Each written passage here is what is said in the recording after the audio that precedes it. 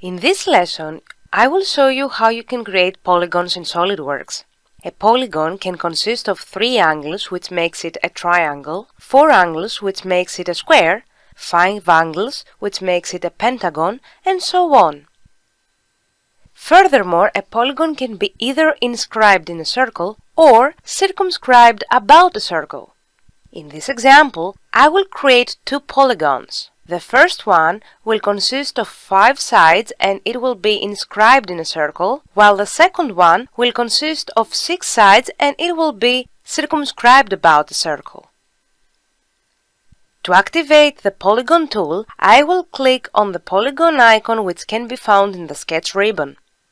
With the tool active, I will go to the Property Manager palette to specify the polygon's parameters.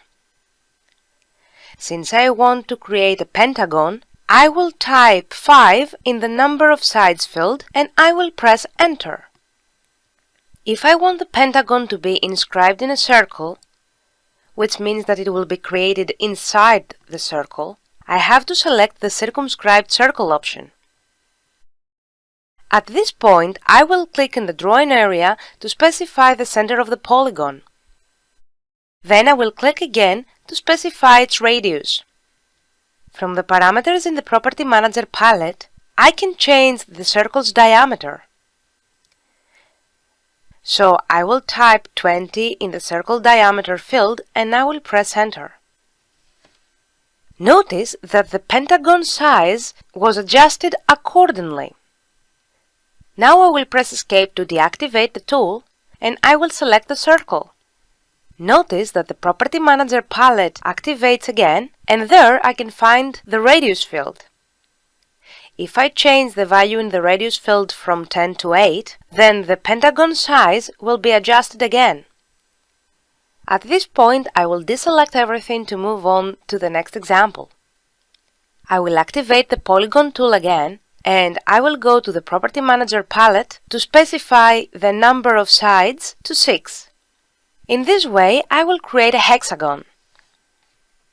This time, the hexagon will be circumscribed about the circle, so I will select the Inscribed Circle option. Now all I have to do is click somewhere in the drawing area to specify the polygon's center, and then click again to specify its radius. Now instead of changing its dimensions from the Property Manager palette, I will press escape to deactivate the tool, and I will activate the Smart Dimension tool. With the Smart Dimension tool active, I will click on the circle and then click again to place the dimension. In the Modify field, I will type 12 and press enter to change the circle's diameter.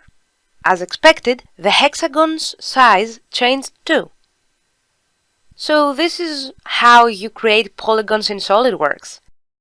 I suggest that you create some of your own to become more familiar with how the tool works.